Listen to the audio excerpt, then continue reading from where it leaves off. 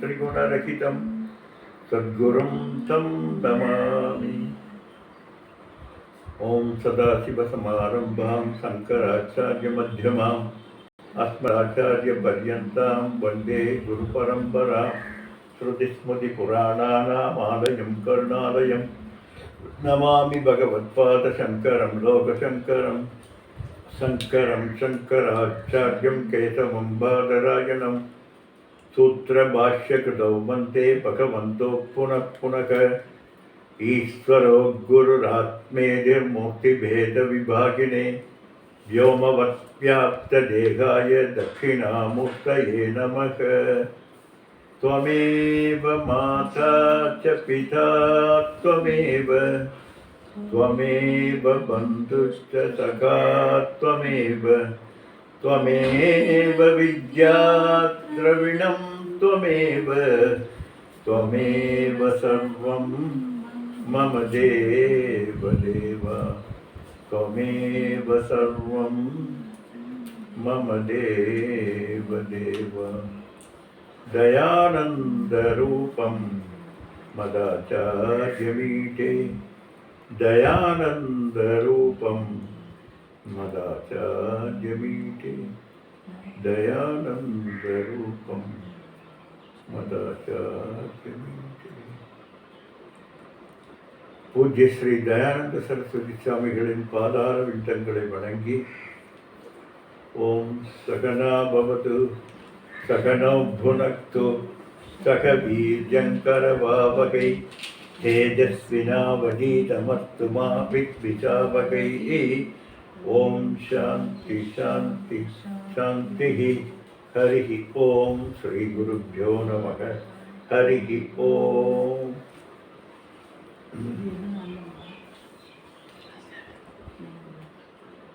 தாயை சிறந்த தயான தத்துவனே, தாயை விட தாயினும் சால பரிந்து கால் வங்கியிடம்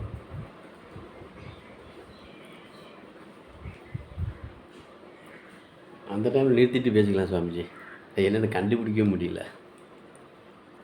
தாயினும் சாலப்பறிந்து என்று குருவாக இந்த நிலந்தன் மேல் வந்த அருளி நீழ்கடல்கள் காட்டி, நாயில் கடையாய் கிடந்த அடியேற்கு நாயை விட கேவலமாக இருக்கின்ற எனக்கு தாயை சிறந்த தயாவான தத்துவனாய் தாயன்போடு என்ன இதில் கைவல்ல நவயத்தில்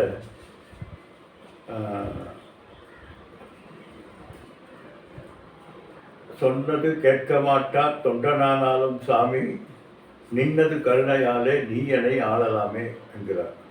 சொன்னது கேட்பாயாகில் தொடர்பவம் தொலையும் என்று சொன்னாராம். யாரு? குரு.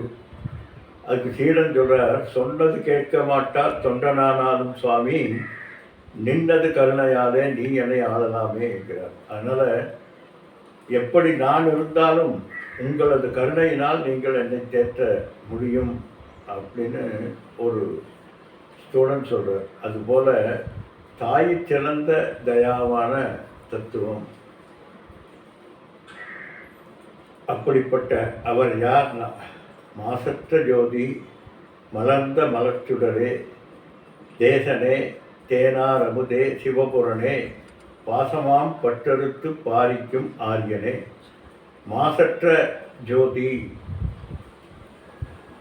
அழுக்கில்லாத ஜோதி, அதாவது நித்திய ஜோதி, எப்பொழுதும் பிரகாசித்து கொண்டு நித்திய நிரஞ்சன சைத்தன்ய ஸ்வரூபமாக விளங்கு கொண்டிருக்கக்கூடிய அவர் என்னுடைய அந்தக்கரணத்திலே பூந்து மலர்ந்த மலர்ச்சுடரே, என்னுடைய அந்தக்கரணத்திலே அறியாமையை ஒழித்து ஞானம் என்கின்ற சுடரை மலர வைத்த மலர்ச்சுடரே, தேசனே எங்கும் வியாபித்திருக்கக்கூடிய கால தேசமாக இருக்கக்கூடியவரே, தேனார் அமுதே சிவபுரனே. சிவபுரம் என்றால் என்றும் மாறாத மாசற்றவராக விளங்கக்கூடிய தன்மையாக அனைத்திலும் விளங்குபவரே, என்னுடைய பாசமாம் பற்றெடுத்து பாரிக்கும் ஆரியனே. பாசம் என்று சொல்லக்கூடிய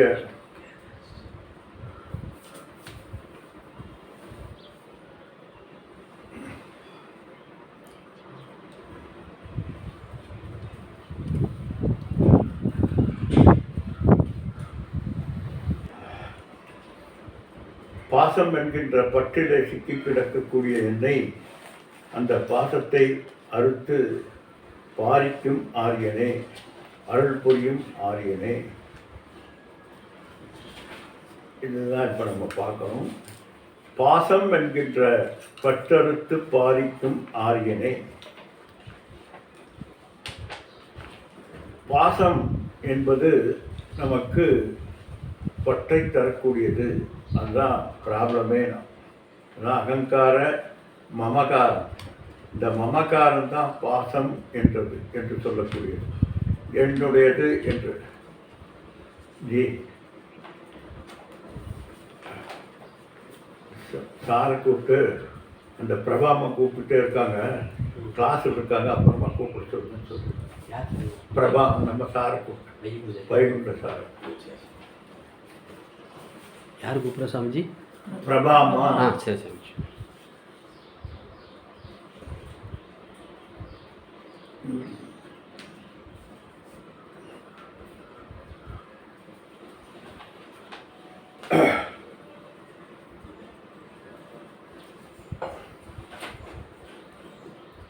சார் இந்த பிரபாமா கூப்பிட்டுட்டே இருக்காங்க, அவங்கள கூப்பிட்டு கிளாஸ் முடிஞ்சோடனே 8 மணிக்கு கூப்பிடுங்க சார்.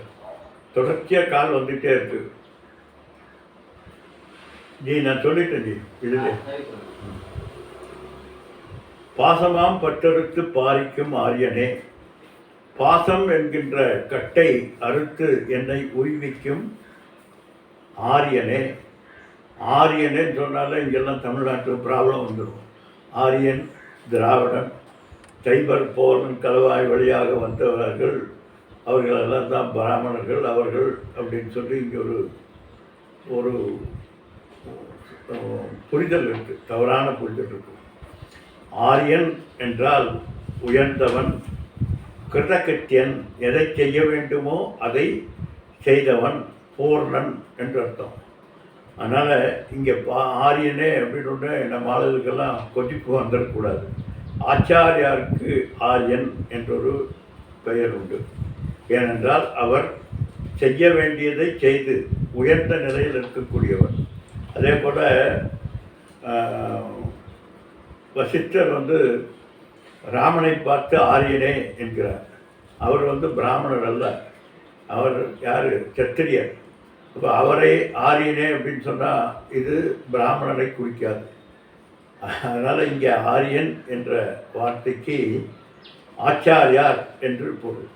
இப்படி பாசம் என்கின்ற பிணைப்பு, இந்த பிணைப்பு எதில் பிணைத்திருக்கிறதுனா சிற்றின்ப பிணைப்பு. வாசனையினாலே நமக்கு ஏற்படக்கூடிய உள்ளே எழக்கூடிய அந்த தவிப்பு தாகம், இந்த தவிப்பு தாகத்தை தான் என்ன சொல்கிறாங்க? பாசம் என்று சொல்கிறார்கள். பூர்ணத்துவத்தை அடையாமல் தடை செய்வதற்கு இது மிக மிக பெரிய ஒரு காரணமாக இருக்கிறது. நான் சிறியவன், எனவே நான் இதை அடைய வேண்டும், முழுமையாக ஆக வேண்டும் என்று நான் என்பதை புரியாமல், அதஸ்மின் தத்புத்தி தஸ்மின் அதத் புத்தி என்று சொல்லக்கூடிய அது அல்லாததை அது என்றும் அதை அது அல்லாதது என்றும் நினைத்து கொண்டிருக்கக்கூடிய தன்மையினால் ஏற்படக்கூடியது தான் பாசம். அதனால் இந்த பாசம் எதை அடைய வேண்டுமோ அதை அடைந்து விட்டால் பாசம் என்பது இருக்காது. அப்போது இந்த பாசத்தை எப்படி அறுத்தார் என மாசற்ற ஜோதி மலர்ந்த மலர்ச்சுடரே, என்னுடைய அந்தக்கரணத்திலே வியாபித்த அறியாமையை நீக்கி ஞான ஒளியை பிரகாசிக்க செய்த அவர்தான் யார்? பாசமாம் பற்றறுத்து பாரிக்கும் ஆரியன். அப்படி விசாரம் என்கின்ற தன்மையிலே, எனக்கு உபதேசம் என்கின்ற தன்மையிலே எனக்கு அஞ்ஞானத்தை போக்கி என்னுடைய பாசம் என்கின்ற கட்டை அறுத்து எரிந்த குருவே. அதனால் பாசம் இருந்தால்தான் நான் இது இருந்தால்தான் நான் திருப்தி அடைவேன் என்கின்ற அறியாமையினால் குழம்புவது. இதை பாசம். பல பல வழிகளிலே இந்த பாசமானது நம்மை அழைத்து சென்றுவிடும். அதனால் இப்படி பாசத்தினால் பீடிக்கப்பட்ட மறைப்பை நமக்கு சுட்டிக்காட்டி ஈஸ்வரன் ஆசாபாசத்தை கடந்த பூர்ணனாக இருக்கக்கூடியவர். அவர்தான் நம்முடைய அறியாமையை போக்குவதற்கு சிறந்த ஆரியனாக ஆச்சாரியாராக நிலந்தன் மேல் வந்து அருளி இருக்கக்கூடியவர். அப்படி ஆரியன் என்கின்ற சிரேஷ்ட புருஷனாக கிருதகிருத்தியனாக உயர்ந்த நிலையில் தன்னை அறிந்து கொண்டு பூர்ணராக இருக்கக்கூடியவர். அவர்தான் என்னுடைய பாசக்கட்டை அறுத்து ஒழிக்க முடியும். அப்படிப்பட்ட பாசம் அறுத்த ஆரியனே, கைவல்ய நவநீதத்தின் இந்த பாசத்தை பற்றி மிக அழகாக சொல்கிறார். பாசம்னா ஆனபின் மனைவி மக்கள் அற்ற ஏடனைகள் மூன்றில் சிக்கி காணவர் வலையில் சிக்கி கைதப்பி ஓடும் மான் போல் போனவர் வெறுங்கையோடே போகாத வண்ணம் சென்று ஞான சத்குருவை கண்டு நன்றாக வணங்கினானே என்று அற்புதமாக சொல்வார். ஆனபின் மனைவி மக்கள் அற்ற ஏடனைகள். இந்த பாசம் எதில் இருக்குதுன்னு சொல்கிறார். அர்த்தம், செல்வம், மனைவி, மக்கள், அற்ற ஏடனைகள், ஈச்சனாத்திரயம் என்று சொல்லக்கூடியதாகிய இந்த வித்த ஈச்சனா, புத்திர ஈச்சனா, லோக ஈச்சனா என்று சொல்லக்கூடிய இந்த மூன்றும் தான் நம்மை வேறு திசைக்கு அழைத்து சென்று விடுகிறது. அப்படிப்பட்ட அந்த மூன்றிலும் சிக்கி தவித்து கொண்டிருக்கிறான். இப்படி தவித்து கொண்டிருக்கிறேன் என்று யார் புரிந்து கொள்கிறார்களோ அவர்கள் தான் அதிகாரிகள். அது இல்லாமல் அன்னைக்கு நம்ம பார்த்தது போல நாரதர் ஆனந்தமாக நான் குழந்தை குட்டியோடு இருந்துட்டுருக்கேன், நீ ஏன்டா உயிரை வாங்குறேன்னு சொல்லக்கூடிய நிலையில் இருக்கக்கூடிய நம் போன்றவர்களுக்கு அல்ல, விவேகத்தினால் தோஷ திருஷ்டி இவையெல்லாம் நமக்கு தோஷத்தை தரக்கூடியது என்கின்ற புரிதல் யாருக்கு வருகிறதோ, அர்த்த ஏடனைகளில் யாருக்கு உண்மையான தன்மை என்பது வருகிறதோ அவர்கள்தான் என்ன பண்ணுறாங்க, காணவர் வலையில் பட்டு கை தப்பி ஓடும் மான் போடலாம். அங்கே பிடிச்சிருக்கு, அந்த வலையானது சிக்கி பின்னி இருக்கிறது. எப்படியோ தப்பித்தவரை விவேகத்தினால் அந்த மானானது ஒரு டெக்னாலஜியை பயன்படுத்தி அந்த வலையிலிருந்து வெளிவந்து விட்டால் அந்த மான் எப்படி ஓடுமோ அப்படி ஓட்டாதான். இது ஒரு நல்ல உதாரணமாக சொல்கிறார். போகணும்னு நினைக்கிறவங்களுக்கு யார் நிறுத்தாலும் நிறுத்த முடியாது. காரணம் இந்த உண்மையை தெரிந்து கொண்டதுனால். இல்லாத வரைக்கும் முழுமையான அர்ப்பணிப்பு என்பது இருக்காது. அதில் ஆற்றில் ஒரு கால் சேற்றில் ஒரு கால் அப்படித்தான் பொதுவாக அனைவரும் இருக்கிறோம். அதுதான் வைராக்கியமின்மை என்கின்ற தன்மையை சொல்றது. அப்படி முழுமையான வைராக்கியத்தோடு யார் ஒருவர் இருக்கிறாரோ அவர்தான் பாசத்தை அறுத்தவராக ஆக முடியும். அதனால் அப்படிப்பட்ட அவர் பாச பின்னலை அறுத்து அப்படி மானானது அந்த வலையிலிருந்து விடுபட்டு விட்டால் எந்த காரணத்தை கொண்டு அந்த பக்கமே தலை வச்சு கொடுக்காது, திரும்பி கூட பார்க்காது. காரணம் அதனுடைய பற்றை உணர்ந்தவர், பற்றி கொள்ளும் என்கின்ற தன்மையை உணர்ந்து விட்டதனால அந்த மான் எப்படி அந்த திசை பக்கமே திரும்பாதோ அதுபோல வைராக்கியத்தினாலே இந்த அர்த்த ஏடனைகளை விட்டு யார் ஒருவர் வெளிவருகிறாரோ அவர் போனவர் வெறுங்கையோடே போகாத வண்ணம். இது இந்த சாமியார்களுக்கெல்லாம் உண்டான ஒரு பழக்கம். என்ன, சாமியாரை பார்க்க போகும்போது வெறுங்கையோடு போகாத, ஏதாவது கொண்டு போ, செக்கு ஏதாவது இதெல்லாம் கொண்டு போனா பரவாயில்ல அப்படின்னு சொல்லக்கூடிய அல்லப்பா. ஆட்டிடியூட், என்னுடைய ஆட்டிடியூடை காண்பிப்பதற்காக தான். நீ கொடுத்து அவருக்கு ஆக வேண்டியது எதுவுமே கிடையாது. அவர் பூர்ணர். அவர் பரிபூர்ண ஆனந்த சொரூபத்தில் இருக்கக்கூடியவர். எதை அடைந்தாலும் திருப்தி என்பது ஏற்படாத நிலையை தாண்டியவர். எதை அடைந்தாலும் ஒன்றுதான், அடையாவிட்டாலும் அவர் அப்படியே இருக்கிறார். அதுதான் என்ன, ஆத்மநேவ ஆத்மனா சந்துஷ்டக ஸ்தித பிரஜஸ்தோச்சதை. தன்னில் தான் நிலைத்த ஆனந்தத்தை பெற்றுக் கொண்டிருக்கக்கூடிய அவருக்கு இன்னொன்று ஆனந்தப்படுத்த வேண்டிய அவசியம் இல்லாதவர். அதனால அப்போ எதுக்கு வெறுங்கையோடு போகக்கூடாது? என்னுடைய ஆட்டிடியூட், கிராட்டிடியூட் இதை காண்பிப்பதற்காக, நான் என்னுடைய அன்பை வெளிப்படுத்துவதற்காக. அன்பை வேற எப்படி வெளிப்படுத்துவது என்று தெரியல, என்னால் எது முடியுமோ அதான் அவர் சொன்னார். என்ன செய்யணும்னு எனக்கு தெரியல, அதனால ஏன்னா இவர் கொடுக்கறது இன்ஃபினிட் நாலேஜ். இந்த நாலேஜ் இனி எனக்கு அறியாமை என்பதே இல்லாத தன்மை. அது மட்டுமல்ல, இனி எனக்கு எதுவும் வேண்டும் என்கின்ற நிலையை போக்குகின்ற வித்தை. அப்படிப்பட்ட அந்த மாபெரும் வித்தையை அளித்த அவருக்கு நாம் எதை செய்தாலும் திருப்தி ஆகாது, ஈக்குவல் ஆகாது. திருப்தி ஆகாதல்ல, ஈக்குவல் ஆகாது. அவருக்கு எது கொடுத்தாலும் திருப்தி தான். அப்போ அவர் என்ன பண்ணுறாரு, ஒன்றுமே பண்ண முடியலப்பா, எனக்கு எதை கொடுக்கறதுன்னு தெரியல, ஈக்குவலாக என்ன பண்ணுறதுன்னு தெரியலன்னு ஒரு நமஸ்காரம் பண்ணுறாராம். இதுதான் என்னால் முடியும் என்று. அதுபோல போனவர் வெறுங்கையோடே போகாத வண்ணம் சென்று, அதை நம்ம இதில் கடோபனிஷத்துலாம் பார்த்துருப்போம். ஒரு குருவை பார்க்க போகின்றவர்கள் வெறுங்கையோடு போகக்கூடாது. அதனால் என்ன பண்ணுவாங்க, ஏதாவது பழம் அது இது ஏதாவது கொண்டு போவாங்க. அப்படி போகின்ற ஒரு சிலரில் ஒருத்தர் மட்டும் என்ன பண்ணுவார், ஒரு குச்சியை கொண்டு போவார், சமித் குச்சியை கொண்டு போவார்.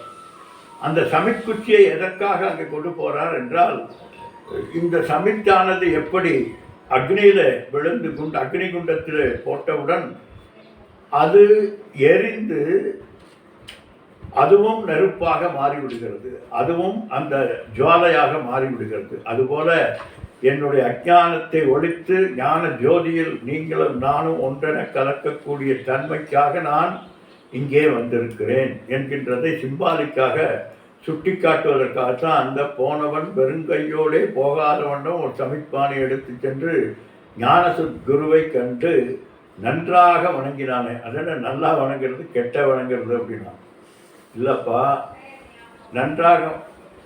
நன்றாக வணங்கினேன் என்று சொல்வது சில முறைகள் இருக்குது. அந்த முறைப்படி நான் சரணாகதி அடைந்தேன் என்கின்ற நமக்கு அறிவிப்பதற்காக சொல்லப்பட்ட நிலைப்பாடுகளிலே நன்றாக வணங்கினான் என்று, அதான் முறைப்படி சென்று அதுக்கு ஒரு ஒரு நிலைப்பாடு இருக்கிறது, இப்படி செய்ய வேண்டும் என்று. அதான் நிறைய சாஸ்திரங்கள் சொல்கிறது. அப்படி சென்றவன் வணங்கி நின்று அழுது சொல்வான். என்ன சொல்றான், மாய வாழ்வெனும் சோகத்தால் சிக்கி உடங்கினேன் ஐயனே, என் உள்ளம் குளிரும் வண்ணம் பிணங்கிய பாசகோச பின்னலை சின்னமாக்கி இணங்கிய குருவே என்னை ரட்சித்தல் வேண்டுமென்றார். பாருங்க எவ்வளோ அழகாக சொல்கிறார் பாருங்க. நான் எதுக்கு வந்திருக்கேங்கிறத சொல்கிறார். வணங்கி நின்று அழுது சொல்வான், மாய வாழ்வெனும் சோகத்திலே சிக்கி உணங்கினேன் ஐயனே, என் உள்ளம் குளிரும் வண்ணம் பிணங்கிய பாச கோச பின்னலை சின்னமாக்கி இணங்கிய குருவே என்னை ரட்சித்தல் வேண்டும் என்றார். பாச உள்ள போய் அந்த சார் நான் சொல்லிக்கிறேன், உள்ள போய் அந்த சார் இது திறந்துட்டே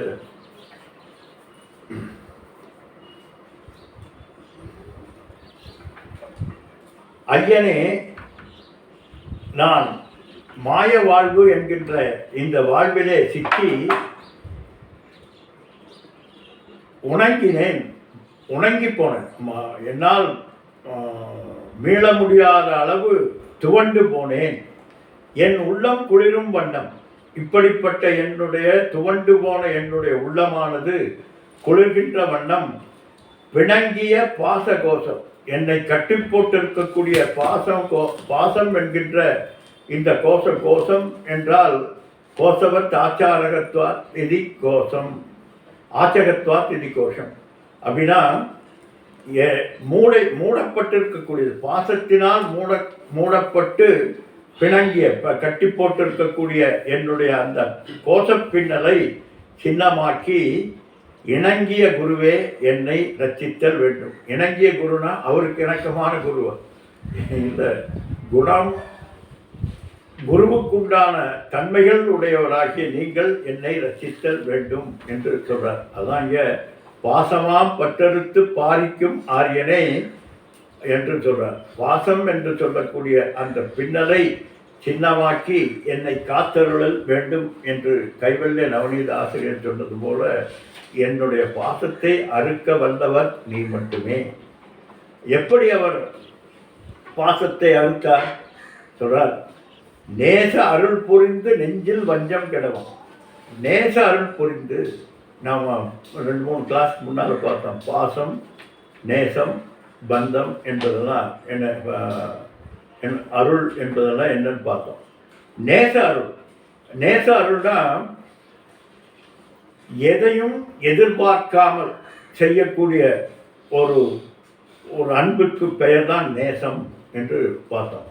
எதையும் எதிர்பார்க்காமல் நாம் சென்றடையக்கூடிய குரு நம்மிடமிருந்து எதை எதிர்பார்க்கிறார்?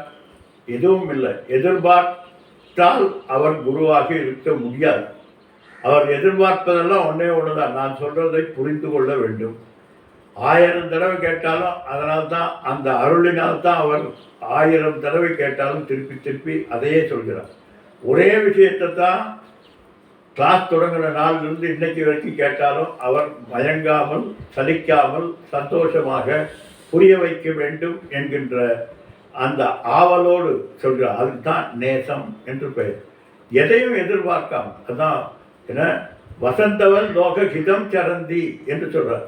எப்படி வசந்தமானது இந்த லோகத்தை சந்தோஷிக்கப்படுத்த வேண்டும் என்று அனைத்துக்கும் வீசிக்கொண்டிருக்கிறது, அனைத்துக்கும் ஆனந்தத்தை கொடுத்து வீசிக்கொண்டிருக்கிறது. ஆனால் அது எதையும் எதிர்பார்ப்பதில்லை. அதுபோல வசந்தவன் லோகஹிதம் சரந்தி சாந்தோ தாந்தோ மகாந்தக என்கிற சாந்தம், சாந்தத்தினுடைய உருவாக இருக்கக்கூடியவர். அப்போ துர்வாச முனிவரெல்லாம் குரு அல்லவனா அல்ல, அது வேற இருக்காங்க. அது ஓகே, அது வேற, அந்த சப்ஜெக்ட் இப்போ வேண்டாம். அப்படி சாந்தோ தாந்தோ, தாந்தம்னா தாராளமான மனது, தயை நிறைந்த மனது. அவருடைய மனது அப்படிப்பட்ட ததும்புகின்ற தயை கொண்ட மனது. அந்த மனது தான் குருவாக இருப்பதற்கு தக்கதாக இருக்க முடியும். ஏனென்றால் சீடனது நிலைப்பாட்டை புரிந்து கொண்டவராக இருக்க வேண்டும். அவர் ஒரு வார்த்தை சொல்றதுக்கு முன்னால இவர் டென்ஷன் ஆகி கத்துனா அவரால் இவரை சரிப்படுத்த முடியாது. அதனால்தான் அவர் சொன்னார், என்ன சொன்னதை கேட்க மாட்டா தொண்டனானாலும் சுவாமி நின்னது கருணையாலே நீ என்னை ஆளலாமே என்று சொன்னார். அதனால நேச அருள் புரிந்து, அருள் அப்படிங்கிறத முன்னால பார்த்தோம். அம்பாள் எப்படி, சுவாமி எப்படி அருள் நிறைந்தவராக இருக்கிறாரோ அப்படி எப்படி 2 நிலைப்பாடுகளை கொண்டு ஒரு அரவணைத்து காப்பவர், அடித்து காப்பவர். அடித்து காப்பவர்னா மிரட்டி காப்பவர் என்று அர்த்தம். அப்படி 2மாக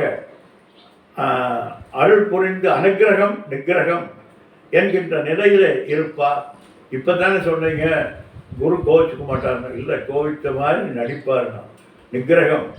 அது தாய் எப்படி தன்னுடைய குழந்தையை சரிப்படுத்துவதற்காக கோபித்துக் கொள்வது போல் நடிக்கிறான். அந்த கோபத்திலே அன்பு இருக்கும், அந்த கோபத்திலே ஒரு கருணை இருக்கும். அப்படிப்பட்ட பெரும் கருணையினால் என் நெஞ்சில் நான் எனது என்கின்ற அகங்கார மமக்காரங்களை துடைத்தெறியக்கூடிய தன்மையுடையவர்.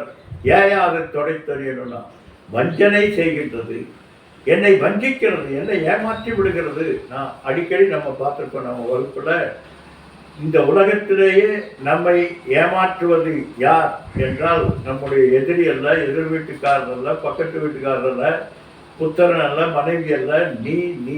உன்னை நீதான் ஏமாற்றி கொண்டிருக்கிறாய், உன்னை நீ வஞ்சித்துக் கொண்டிருக்கிறாய். ஏமாற்றத்துக்கு வஞ்சனை, வஞ்சனை என்பது ஏமாற்றத்தை விட மிகப்பெரிய ஒரு வார்த்தை. என்னன்னா வஞ்சனை என்பது கெடுப்பது, ஏமாற்றம் என்பது ஏமாந்து விட்டால் மறுபடியும் சரியாக்கலாம். ஆனால் இது வஞ்சிப்பது என்பது உடனிருந்து கொள்ளும் வியாதி என்று சொல்வார்கள். அதுபோல வெள்ளம் கொடுத்தும் கொள்ளலாம், அதுபோல் வெள்ளம் கொடுத்து கொள்ளக்கூடியது தான் இந்த அகங்காரம் மமகாரம் எல்லாம் ஆனந்தமாக இருக்கும். ஒருத்தர் வந்து ஆஹா உங்களை போல ஒரு சாமியே கிடையாது உலகத்தில் அப்படின்னா அப்படியே தலை கிருகிருத்து போய் என்ன செய்யறதுன்னு தெரியாமல் ஆயிட்டா ப்ராப்ளம். அது அவரோட கிராட்டிடியூட், அவரோட ஆட்டிடியூட், அது வேற. ஆனால் அவைகளை ஒரு பெரிதாக எடுத்து நீ அதில் மதிமயங்கி போய்விட்டால் போய்விடும். அதான் சாமிகளுக்கே இந்த ப்ராப்ளம். அடிக்கடி வந்து சாமி கிளாஸ் நல்லா இருக்குது, நீங்கள் இன்றைக்கி ரொம்ப நல்லா எடுத்தீங்க அப்படின்னு சொன்னால் தான் அடுத்த கிளாஸ் எடுப்பார். இல்லாட்டி போச்சு. கொஞ்சம் கிளாஸில் எதிர்மறையாக 2 வார்த்தை கேட்டுட்டா அவர் அவ்வளோதான் பைஜாமா மாதிரி ஆயிடும். அப்படியெல்லாம் இல்லைப்பா. வஞ்சனை புரிகின்ற மனம், இந்த மனதுக்கு அந்த திருஷ்டி என்கின்ற திடமான தன்மை இல்லாமல் எதிலெடுத்தாலும் அகங்காரத்தினாலும் மமகாரத்தினாலும் கலங்கி போகின்ற தன்மை உடையக்கூடிய மனது தான் இந்த மனது. அந்த மனதை இந்த உபதேசம் என்கின்ற அந்த மிகப்பெரிய ஒரு ஔஷதத்தினாலே அந்த வஞ்சனைகளை போக்கி என்னை நிலைத்து இருக்கச் செய்து நானாக இருக்கச் செய்கின்றேன். நானாக என்மேல் ஏற்றுவிக்கப்பட்டவைகளை எல்லாம் எடுத்து கலைந்துவிட்டு நானாக இருப்பதற்கு நேச அருள் புரிந்து நெஞ்சில் வஞ்சம் கட உபதேசித்தார். அதான் அந்த உபதேசத்துக்கு எதுக்கையா நேசமும் அருளும் வேணும்னா உபதேசத்துக்கு மிகப்பெரிய பொறுமை வேண்டும். ஏன்னா அவருக்கு தெரியும் இவர் கேட்கின்ற நிலையிலிருந்து அவர் எப்படிப்பட்ட நிலையிலிருந்து பேசுகிறார் என்று தெரியும். இருந்தாலும் அவர் மறுபடியும் அந்த நிலைக்கு இறங்கி வந்து, எப்படி கிருஷ்ணர் வந்து அர்ஜுனனுக்கு உபதேசம் செய்கிற போது இல்லை நீ சொல்றதெல்லாம் தப்பு, நீ மடையம் உனக்கு தெரியலன்னு சொல்லலை, ஆமாம் நீ சொல்வது உண்மை என்கிறார். அவர் நிலைக்கு இறங்கி போகிறார். ஆம் அது உண்மை என்று. ஒரே வார்த்தையில் உனக்கு இதெல்லாம் புரியல, நான் சொல்றதை நீ கேள் என்று சொல்லலை, ஆமாம் என்று சொல்றார். அந்த நிலைக்கு இறங்கி வந்து அவர்களை தெளிவுபடுத்துவதற்கு ஒரு மிகப்பெரிய ஒரு பொறுமை வேண்டும். அது மட்டுமல்ல, ஒரு அன்பு வேண்டும். அவரை புரிய வைக்க வேண்டும் என்கின்ற ஆதங்கம் இந்த குருவினுடைய இடத்தில் இருக்க வேண்டும். இல்லாவிட்டால் அது வெறுப்பாக மாறி சீடனை வெறுத்தொதுக்கி விடுவார். அதனால் அவர் நான் எப்படிப்பட்டவனாக இருந்தாலும், என்னுடைய கேள்விகள் எவ்வளவு நிலை மாறிய தன்மை இருந்தாலும், எவ்வளவு தடவை கேட்டாலும், யார் நேச அருள் இருக்கிறதோ அவர்தான் சரியான நிலையிலே இந்த வஞ்சனைகளை போக்கி என்னை நிலை பெற செய்ய முடியும் என்று சொல்றார். அது மட்டுமல்ல, பேராது நின்ற பெருங்கருணை பேராரே. பேராது நின்ற நிலை பெயராது எப்பொழுதும் தன்னிலையிலிருந்து மாறாத தன்மை. எப்படிப்பட்ட தன்மை? பெருங்கருணை பேராது, கருணை கடலாக இருப்பவர். ஏன்னா கருணா சிந்து என்று விவேக சூடாமணியில் ரொம்ப அழகாக சொல்லுவார். மிகப்பெரிய கருணை கடலாக இருப்பவர் அவர். அப்படி இமைப்பொழுதும் என் நெஞ்சில் நீங்காதான், அதான் பேராது, எப்பொழுதும் என் நெஞ்சில் நிலைத்து கொண்டிருக்கக்கூடியவர். அதனால அவர் யார்னா சாட்சி கேவலோ நிர்குணம். சாட்சியாக என்னுடைய அத்துணை நிலைப்பாடுகளுக்கு விழிப்பு, கனவு, உறக்கம் என்கின்ற அத்துணைக்கும் சாட்சியாக எந்த ஒன்று கேவலம் ஒரே வஸ்துவாக குணங்களற்று எந்த ஒன்று விளங்குகிறதோ அப்படிப்பட்ட அகார உகார மகார மெய்ப்பொருளாக துரியமாக விளங்குகின்ற அழுத்த திருக் என்று வேதங்களை நாம் சொல்லக்கூடிய அப்படி முக்காலும் சாட்சியாக நின்று இருக்கக்கூடிய அவரது கருணை பெருங்கடல், அவரது கருணையினாலே பேராரே என்று, அதான் மலங்களோடு உள்ள என்னுடைய மனத்திலும் பிரகாசித்துக் கொண்டிருப்பவரே. என்னுடைய மனத்தில் பிரகாசிக்கிறார். ஒருத்தர் வீட்டுக்கு நம்ம போகணும்னா முதல்ல என்ன பார்க்கலாம், அவங்க வீடு எப்படி இருக்கும், ஒன்றா அந்த மாதிரி இல்லாட்டி இந்த மாதிரி ஏதோ ஒரு நிலைப்பாடு. சூரிய ஒளி குடிசையிலும் வீசுகிறது, பங்களாவிலும் வீசுகிறது. அதுபோல் இந்த சைத்தன்ய ஸ்வரூபமானது எல்லா நிலைப்பாடுகளிலும் எல்லா அந்த கரணங்களிலும் வியாபித்திருக்கிறது. மலங்களோடு கூடிய என் மனதிலும் பிரகாசிப்பவர். எப்படி? அதான் கைவல்யாசிரியர் சொல்றார், பொன்னிலம் மாந்தர் ஆசை பொருந்தினர் பொருந்தார் உள்ளம் தண்டில் அந்தரத்தில் ஜீவசாட்சி மாத்திரமாய் நிற்கும் என்று சொன்னார். பொன்னிலம் மாந்தர் ஆசை, மண் பெண் நிலம் போன்ற அத்தனை ஆசைகளையும் வைத்துக்கொண்டு எனக்கு இது வேண்டும் இது வேண்டும் இது வேண்டும் என்று பேராசையிலே கிரீடாகி இருப்பவர்களது மனதிலும் எந்த ஒரு பிரகாசம் பிரகாசிக்க செய்கிறதோ அவர். அது மட்டுமல்ல, பொன்னிலம் மாந்தராசை பொருந்தினர் பொருந்தார் உள்ளம்.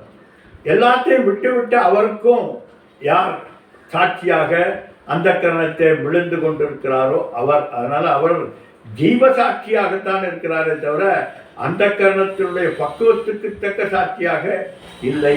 அதனால எல்லா நிலைகளிலும் வியாபித்திருக்கக்கூடிய அவர் கருணை பேராரே, கருணை கடலே, பாரபட்சமின்றி அனுகரித்து நிகிரகம் செய்து என்கின்ற இரண்டு நிலைகளையும் செய்து அரவணைத்து கொண்டிருக்கக்கூடியவரே. எப்படி கங்கையானது பாரபட்சமின்றி தன்னுள் மூழ்கி இருக்கக்கூடிய அத்தனை பேருக்கும் அவர்களது பாவத்தை போக்குகிறதோ அதுபோல தன்னுடைய சரணாகதி, தன்னுடைய பாதார விண்டங்களை சரணாகதி அடைந்த அத்தனை பேருக்கும் பேரருளை கொடுத்து கொண்டிருக்கக்கூடியவர். அப்படிப்பட்ட அவர். அதனால்தான் தன் நிலையிலிருந்து மாறாதவர். எதிரில் இருக்கக்கூடியவர் எப்படி இருந்தாலும் தான் மாறாமல் இருக்கக்கூடியவர். அதுதான் அப்படிப்பட்ட தன்னிலை மாறாத பெருங்கருணை பேராரே, கருணை கடலாக அனைத்தையும். கடல் என்பது சாக்கடையும் உள்ளிழுத்துக் கொள்கிறது, கங்கையும் உள்ளிழுத்துக் கொள்கிறது. எந்தெந்த குப்பை இருந்தாலும் கொண்டு கடலில் கொட்டுறோம், அத்தனையும் அது பொறுத்து கொள்கிறது. அதே போல இன்னொரு அருமையான ஸ்லோகம் இருக்கிறது. ஏன்னா ஆபூரியமான அச்சல பிரதிஷ்டம் சமுத்திரமாப பிரவிசந்தி என்பது தத்துவத் காமாயம் பிரவிசந்தி சர்வே சசாந்தி மாப்னோதி நகாம காமி. எப்படி பெருங்கடலானது இந்த பெருவெள்ளங்கள் வந்து சுனாமி வந்து மிகப்பெரிய டேங்க் வெடித்து மேக வெடிப்பெல்லாம் ஏற்பட்டு தண்ணியெல்லாம் வந்தாலும் அது உள்வாங்கிக் கொள்கிறது.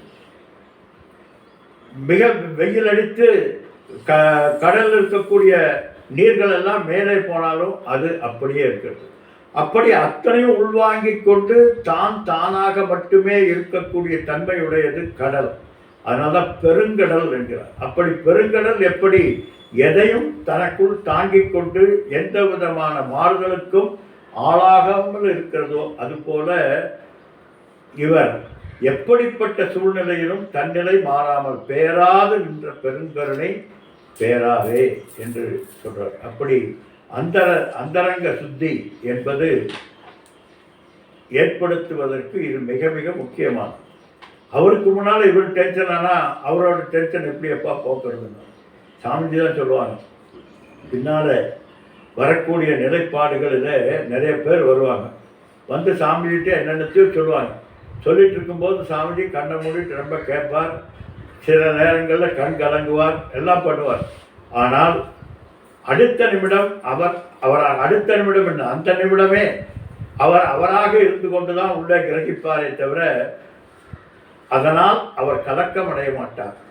அவர் கலங்கி இவரும் கலங்கி ரெண்டு பேரும் சேர்ந்து குருடன் சேர்ந்து குருட்டாட்டம் போட்டு குழியில் விழுந்த மாதிரி தன்னிடம் வந்து சொல்பவர்கள் அது சந்தோஷத்தையும் துக்கத்தையும் இவர் ஏற்றுக்கொள்ள மாட்டார்.